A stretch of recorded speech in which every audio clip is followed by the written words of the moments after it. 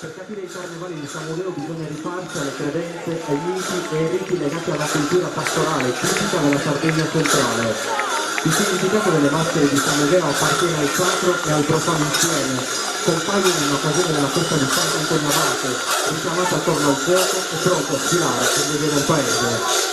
Turchi, unito per la vita da firmatore, il suo guardiano, ogni tanto cade a terra, fingendo la passione che precede la sua morte. Le maschere di Mamutzone si rappresentano invece sui volti di Dione del Dio, che ogni anno morire rinasceva con una vegetazione, rappresentata una maschera zoomorfa del Turco, che indossa un'intera pelle di capro con la testa attaccata. I Mamutzone, così come un signante del loro insieme, formano un cerchio e cantano per completare il rito.